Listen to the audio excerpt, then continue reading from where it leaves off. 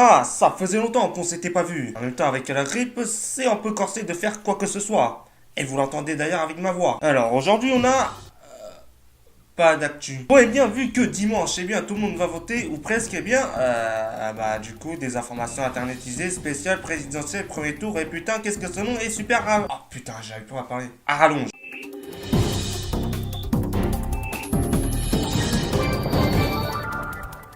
Alors, pour ce désinformation internetisée, un peu spécial, on va parler exclusivement du débat de France 2, vu que tout le monde n'a plus envie de faire d'actualité. Et que comme tout le monde engueulé sur oui, c'est pas bien de faire un débat 3 jours avant les présidentielles, parce que voilà, après les candidats n'ont plus de droit de réponse et tout, et après là, 3 jours avant, là, ils n'ont pas le droit de faire campagne parce que c'est écrit dans la Constitution, enfin bon bref. La politique, la constitution, tout ce bordel qui fait que c'est n'importe quoi. Alors du coup, face à ça, la chaîne a inventé un nouveau format pour qu'il y ait des polémiques et tout. En fait, ils font passer à table, les 11 candidats pendant 15 minutes. Tout simplement. Comme ça, il y a quand même un débat avec les 11 candidats, ça fait de l'audience, etc. Et c'est ainsi qu'on va traiter tous les 11 candidats. Alors, chez Mélenchon, YouTube, etc., enfin bon bref, on va pas passer ça dessus, il va prendre tous les revenus ou presque des riches. Autre mesure, vous voulez taxer les très hauts salaires à 90% d'impôt sur le revenu. Qui vous a parlé de salaire? Les revenus. Oui, c'est ça. Les revenus en général. Et bon, après, s'il y a un truc genre Panama Papers, comme le dit bien BFM TV, faut pas venir se plaindre s'il y a aucun sou dans les caisses. Chez Nathalie Arthaud, on veut contrôler toutes les entreprises avec ces mecs costards cravates, etc. Et le premier besoin et le premier intérêt, c'est d'avoir un emploi et d'avoir un salaire et d'avoir une retraite digne et de pouvoir se loger, de pouvoir. Mais c'est même pas tellement, c'est pas seulement d'ailleurs dans les conseils d'administration des banques. Mais c'est vrai aussi dans les conseils d'administration de toutes les grandes entreprises, de tous ces grands groupes industriels qui dominent l'économie. Eh bien, nous pensons qu'il faudrait que les conseils d'administration soient composés de salariés, des travailleurs du groupe, de la population, des usagers, des consommateurs. Et bon, après, il faut pas oublier le terrorisme, l'état d'urgence, etc. Parce que bon, après, le travail, il n'y a pas que ça non plus. Vous dites que l'état d'urgence n'a pas lieu d'être, mais quand vous voyez que cette semaine encore, il y a encore eu des attentats qui ont été déjoués, est-ce que vous pensez vraiment qu'on est en sécurité et que l'état d'urgence ne sert à rien? Il a permis une perquisition qui n'aurait pas pu avoir lieu sans cela. Bon, écoutez, peut-être qu'il y aurait eu d'autres choses, mais moi, en tout cas, voilà, y compris, je m'en réfère, d'ailleurs, à ce que disent bien des experts.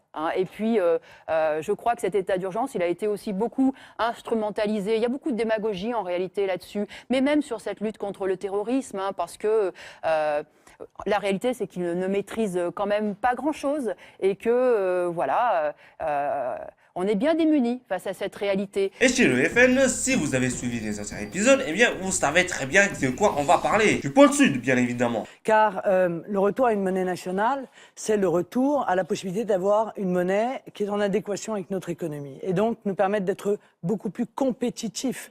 Donc partir à la conquête du monde. Donc pouvoir exporter, donc pouvoir créer des emplois. Parce que moi, je refuse de me soumettre à la fatalité. Il faut retrouver, encore une fois, la liberté de les faire. Beaucoup sont interdits aujourd'hui par l'Union européenne. Mais d'évaluer. Alors, avec François Asselineau... Manier les consciences, c'est ça la difficulté. Il ne faut pas que nous soyons dans un pays totalitaire où on manie les consciences et où toute la sphère médiatique, toute la sphère éducative, etc., pousserait les enfants à Vous avez apprendre l'impression la que même c'est le cas, que l'école manie les consciences? Alors, je pense en tout cas que sur la construction européenne, oui, il y a vraiment, c'est un sujet qui fait débat. Sinon, voici un résumé de ce qu'il va faire. Mais année après année, on revient sur la même chose et ce qui est demandé, c'est la hausse de la TVA, c'est la baisse de l'impôt sur les grandes sociétés, c'est le gel du SMIC, c'est la mise en pièces de toutes les professions réglementées. Et bien ça, moi je fais ça. Voilà ce que je propose aux Français de faire.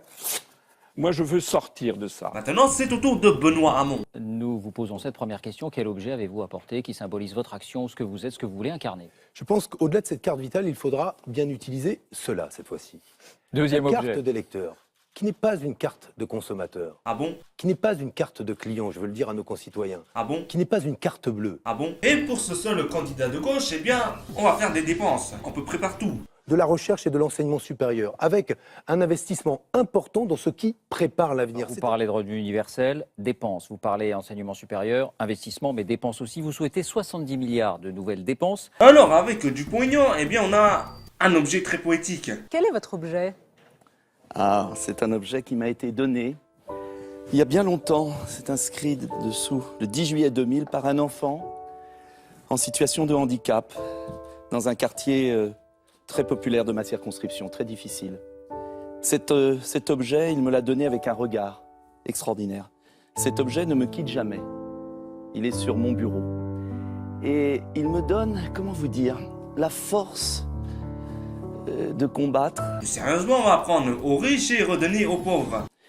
Il y a quantité de Français dans la difficulté. Il y a quantité de Français qui sont oubliés. Et en même temps, il y a beaucoup de gens qui touchent des aides et qui ne les méritent pas toujours. Il y a beaucoup de gaspillage dans notre société. Alors je veux récompenser le travail. Ensuite, on a une intervention très utile, mais vraiment très utile de Léa Salamé. Je veux vous parler d'un sujet délicat. Votre portable? Ah bon? Pour finir, on nous parle de Macron qui dit que Macron, eh bien, il n'est pas trop clean. J'ai amené quelques couvertures de magazines, aurait eu toutes ces couvertures de magazines pendant des mois s'ils ne servaient pas des intérêts et une politique. Alors écoutez bien pour tout parce que ça va à 180 à l'heure. Toujours. C'est que nous, on pense que c'est dangereux de penser que finalement, en individualisant, c'est encore mieux, parce que ça se traduit en réalité par beaucoup plus de précarité. En fait, ça parle d'argent et d'argent. Si seulement l'argent n'était pas présent dans notre société, ça serait vraiment pas un problème. Donc c'est au moins qu'il y ait ça qui soit garanti pour l'ensemble de la population, c'est de ne pas galérer au chômage ou dans la précarité avec des tout petits salaires qui permettent pas de vivre décemment. Donc c'est ce point de vue-là, mais au bout du compte, la garantie de vivre correctement, d'avoir un salaire décent, c'est ça qui est essentiel. Ensuite, on a... Ah non, mais attendez, mais on va pas parler d'attentats à chaque épisode, c'est pas possible. Et maintenant, on a Emmanuel Macron. Et oui, il parle de maisonnettes, un peu d'argent, mais surtout d'éducation. Et ce qui est au cœur de mon projet, c'est de pouvoir justement former toutes les jeunes filles et les jeunes garçons de notre pays. C'est la promesse républicaine, mais c'est pour cela que je mettrai tout l'effort sur le primaire. Avec surtout le primaire. Bon, faudrait peut-être pas oublier le lycée parce que bon, taux de chômage, etc. hein, voilà. Alors, Cheminade est lui très poétique aussi. Voire un peu trop. Alors justement, vous voulez augmenter le budget de la culture à 2%. L'atteindre à 2%. Oui. C'est-à-dire que c'est plus que 40 milliards. C'est plus que le budget de la défense actuellement. Oui. Est-ce que vous, Je suis pour augmenter aussi le budget de la défense. Est-ce que vous avez le sentiment que dans le contexte actuel, c'est vraiment la priorité de monter le budget de la culture? C'est une priorité lorsque les enfants pensent, eh bien, la société s'améliore. Et si vous financez la culture et l'école, vous fermez les prisons, comme disait Victor Hugo. Et c'est le moment absolument de le faire aujourd'hui. En gros, pour lui, du Victor Hugo, eh bien, ça peut faire arrêter la délinquance. Et chez Lassalle, on va à 2 à l'heure. Alors, comment? D'abord, je vais retirer les troupes du Proche-Orient. Avec aussi quelques pics de crise. Proteste contre une tyrannie. Est-ce qu'on s'en va comme un chien? Et j'ai été accompagné par 4 équipes de télévision française et je n'ai pas vu une seule image de ce qu'ils avaient pourtant filmé pendant 4 jours. Et j'avais demandé, pardon, excusez-moi, c'est trop important. Mais surtout, eh bien, il veut qu'on retourne à la Cambrousse. Campagne de France. Campagne de France. Campagne de France, oui. Parce que nous... Oui, pardon, excusez-moi. Non, allez-y, c'est-à-dire que vous souhaitez un plan pour sauver les campagnes, les zones rurales menacées de désertification, menacées d'abandon, selon vous? Exactement, David. Alors comment? Et ensuite, le dernier candidat, Fillon, Pénélope, vous voyez le délire, il veut tout simplement arrêter de faire prendre la population des immigrés pour pas ce qu'ils sont. Enfin, je sais pas si cette phrase a déjà un sens. Je pense ensuite qu'il faut que nous aidions les musulmans de France, qui sont dans leur immense majorité des gens modérés qui veulent juste vivre en paix, que nous les aidions à éradiquer l'intégrisme qui gagne du terrain à l'intérieur de la religion musulmane. Et pour conclure, eh bien, ces interventions, etc., eh bien, je sais pas pourquoi, eh bien, les journalistes, eh bien, ils ont, eh bien, j'aime bien ce mot-là, eh bien, ils leur ont affiché une photo de leur tout simplement, leur personne, quoi, dans les années 80-90. Voilà, histoire de, je sais pas, de montrer que, voilà, je sais pas. Et enfin, pour terminer, eh bien, on a eu une petite conclusion où les candidats ont pu parler encore pendant à peu près 2 minutes et demie. Et ici, voilà, je sais plus quelle est la phrase. On a 2 types de candidats. Ceux qui sont très poétiques. De savoir que nous pouvons vivre heureux du moment que nous partageons et que nous cherchons à nous mettre en harmonie avec la nature. Je veux aller encore plus loin et je veux vous protéger. J'y suis prêt. Mais nous ne devons pas aujourd'hui céder à la peur. Nous ne devons en aucune façon et ceux qui crachent sur les anciens. Le théâtre d'ombre que nous représentons, hélas, aujourd'hui, la perte d'influence de notre pays.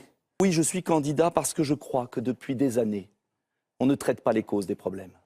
Et parce que je sais qu'une autre politique est possible. Et c'est donc fini pour ce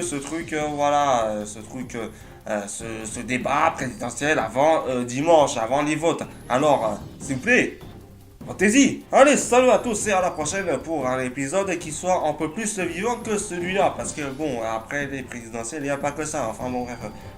Enfin, vous allez voir par la suite. Allez, salut à tous et à la prochaine.